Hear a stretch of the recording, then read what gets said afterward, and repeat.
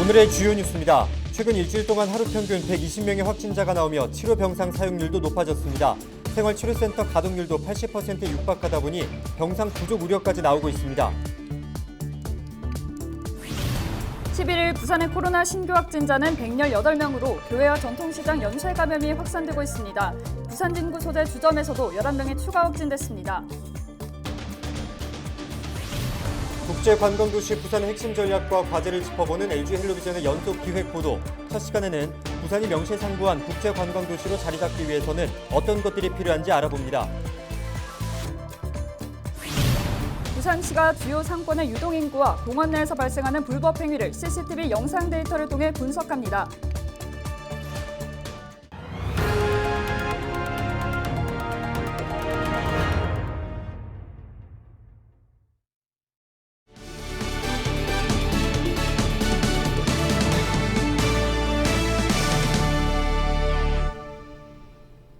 여러분 안녕하십니까? 헬로티비 부산 뉴스입니다. 연일 100명 넘는 확진자가 발생하며 병상 확보도 비상입니다. 당장 사용할 수 있는 병원 내 코로나19 일반 병상은 61개밖에 남지 않았고 생활치료센터 역시 가동률이 80%에 달합니다. 병상 부족의 우려 속에서 부산시는 부산의료원 외에도 감염병 전담병원을 추가로 지정하는 방안을 검토하고 있습니다. 안수민 기자의 보도입니다.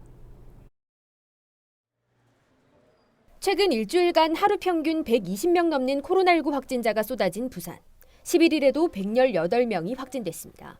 수영구 전통시장, 부산진구 주점 등 기존 집단 감염 관련 확진자가 추가된 데 더해 동래구의 한 교회에서도 집단 감염이 발생했습니다. 확진된 교인 일부가 교회 내 소모임을 함께한 것으로 파악되어 소모임을 통한 감염 전파로 추정하고 있습니다. 확진자가 느는 만큼 치료 병상도 빠르게 채워지고 있습니다. 부산의 코로나19 병상은 400개, 11일 기준으로 이 가운데 339개가 사용 중이고 남은 병상은 61개에 불과합니다. 확진자 폭증세 속에 부산시는 무증상과 경증 환자를 격리하는 생활치료센터를 5곳까지 늘려 운영하고 있습니다. 하지만 생활치료센터의 가동률도 80%에 육박합니다. 현재 추세로 확진자가 늘어난다면 병상 부족이 우려됩니다. 부산시는 확진자가 발생했을 때 병원에 입원을 해야 하는 경우가 20%, 생활치료센터에서 치료가 가능한 경우가 80% 정도 비율이라 판단하고 신규 병상 확보와 기존 병상 유지를 위해 노력하고 있습니다. 저희가 감염병 전담병원의 추가 지정 여부를 협의를 하고 있습니다. 그래서 병상의 추가 확충에 대해서 노력을 하고 생활치료센터 병상도 꾸준히 유지하고 추가 수요 여부를 판단할 예정입니다. 병상 부족에 더해 돌파 감염의 원인으로 지목되는 변이 바이러스가 확산세를 키우고 있다는 점도 문제입니다. 기장군 요양병원을 비롯해 중구 콜센터와 식당, 동래구 주점, 북구 학원, 부산진구 PC방, 동구 소재 목욕탕 등 부산의 주요 집단 감염 사례들에서 변이 바이러스가 확인됐습니다. 8월 첫째 주 기준 부산의 변이 바이러스 검출률은 90%에 이릅니다. 헬로티비 뉴스 안수민입니다. 11일 부산의 코로나19 신규 확진자는 118명으로 교회와 전통시장 연쇄 감염이 확산하고 있습니다. 동래구 소재 교회에 다니는 시민이 지난 9일 첫 확진된 데 이어 지금까지 8명이 추가로 확진됐습니다. 또한 수영구의 전통시장에서도 종사자의 가족 1명이 추가 확진돼 현재까지 15명이 감염됐고 부산 진구 소재 주점에서도 11명이 추가 확진됐습니다. 지난해 1월 대한민국 최초로 부산이 국제관광도시로 선정됐지만 코로나19로 인해서 관광의 시계는 멈췄습니다. 외국인 관광객의 발길은 끊긴 것과 다름없다고 하는데요. 그럼에도 외국인 관광이 재개됐을 때를 대비해서 준비해야겠죠. 네, 연속 기획 보도를 통해 국제관광도시 부산의 핵심 전략과 과제를 짚어볼 텐데요. 첫 순서로 부산이 국제관광도시로 자리 잡기 위해 어떤 것이 필요한지 알아봅니다. 차선영 기자입니다.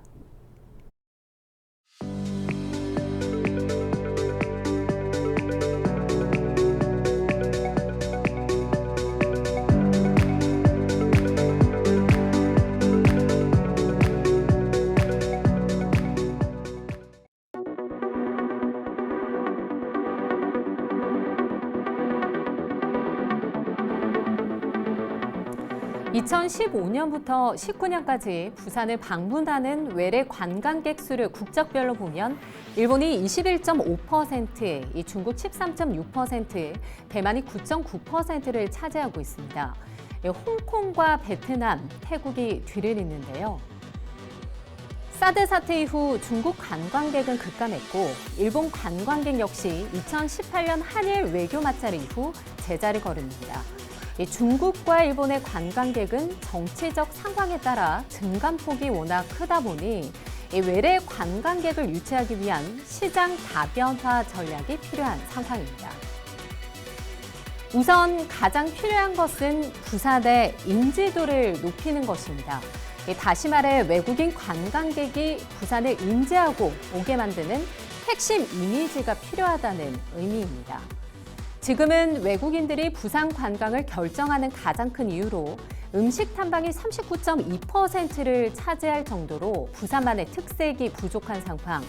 거기다 줄곧 늘어가던 외국인 관광객은 코로나19 이후 급감했습니다. 부산시는 일단 2030 월드 엑스포를 유치한다는 가정 하에 2030년까지 1,000만 명 관광객 유치를 목표로 세웠습니다. 지금은 비록 코로나로 관광의 시계가 멈췄지만 코로나 종식 이후 부산을 진정한 국제 관광 도시로 만들기 위해 준비해야 하는 것은 무엇일까요? 저희 헬로티비 부산 방송에서는 기획 연속 보도를 통해 국제 관광 도시 부산의 핵심 전략과 과제를 짚어보고자 합니다. 부산시가 부산시에 거주하는 외국인을 대상으로 글로벌 시민 자문단을 꾸려 부산의 매력과 문제점에 대해 물었더니 장점으로는 부산은 서울과 제주의 장점을 다 가진 도시이다. 역사 등 독특한 면과 현대적인 면이 어우러져 있다. 사람들이 정이 많고 문화가 가득한 도시다.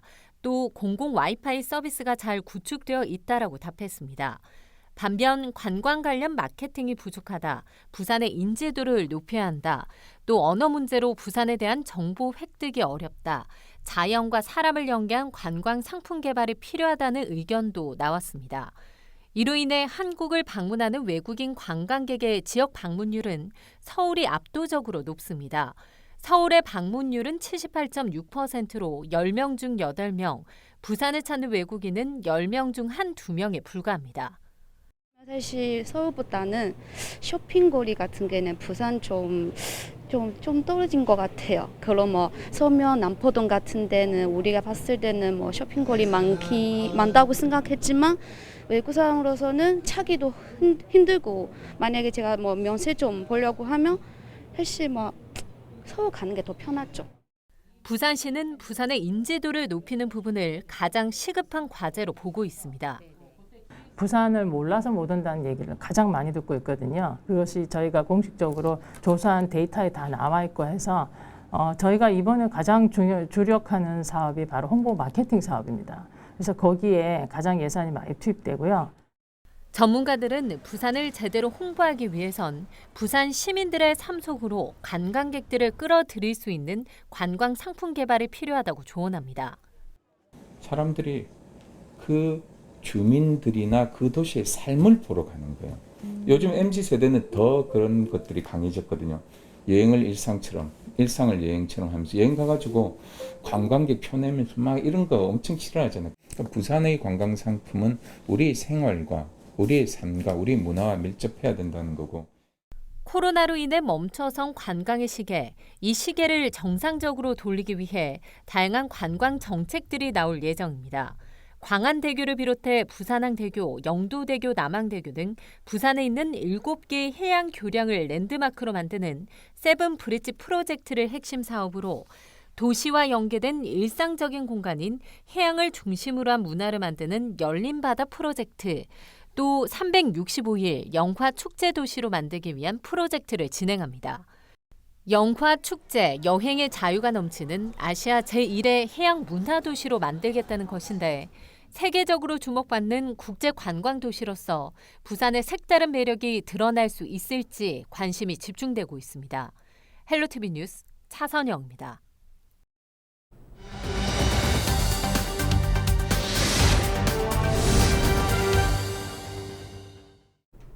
최근에 해운대구가 해운대 그린 레일웨이로 대한민국 조경대상에서 국토교통부 장관상을 받았습니다. 홍순원 해운대구청장 전화 연결해서 평가에 대한 의미를 짚어보겠습니다. 안녕하십니까? 네, 안녕하십니까? 그린 레일웨이가 좋은 평가를 받았습니다. 어떤 부분이 부각됐다고 보십니까?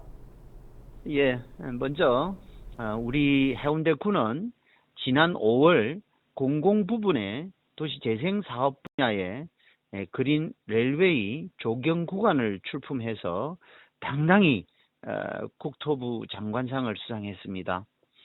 아시다시피 그린 레일웨이는 해운대 올림픽 교차로에서 송정 일원의 과거 동해남부선 폐선부지를 활용한 총 9.8km의 무장애 도심 산책로입니다.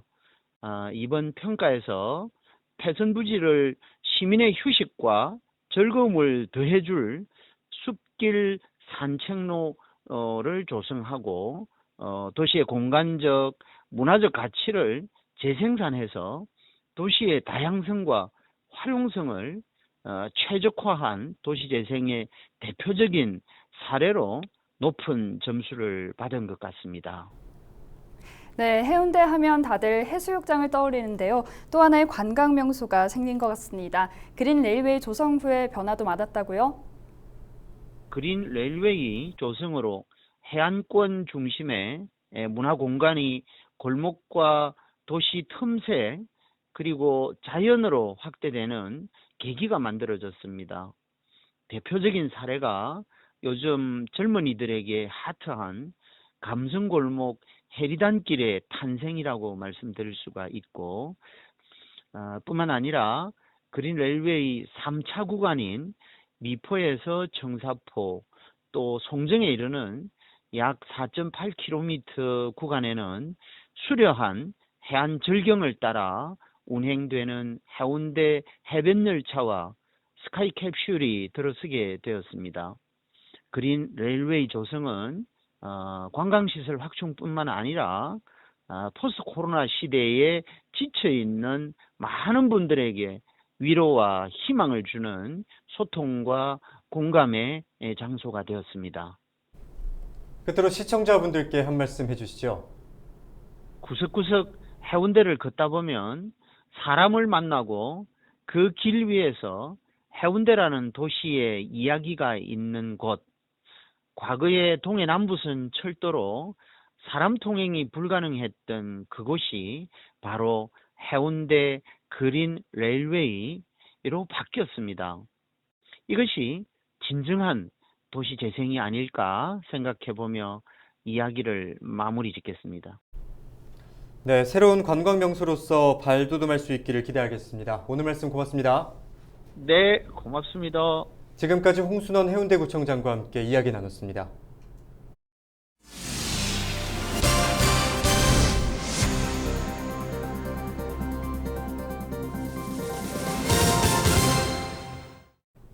부산시가 주요 상권 유동인구와 공원의 불법 행위를 CCTV 영상 데이터를 통해 분석합니다.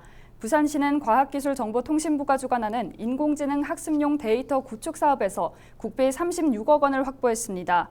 시는 연말까지 자갈치 시장, 사상터미널 등 지역 주요 상권별 유동인구를 분석하고 인공지능 개발에 필요한 CCTV 영상 데이터를 구축할 계획입니다. 국내에서 불법 체류하는 태국인 노동자들에게 마약류를 대량 유통한 태국인 일당이 검거됐습니다. 부산경찰청 강력범죄수사대는 마약류 관리에 관한 법률 위반 혐의로 태국인 A씨 등 6명을 구속했으며 이들에게 마약을 사들여 투약한 노동자 22명도 검거했습니다.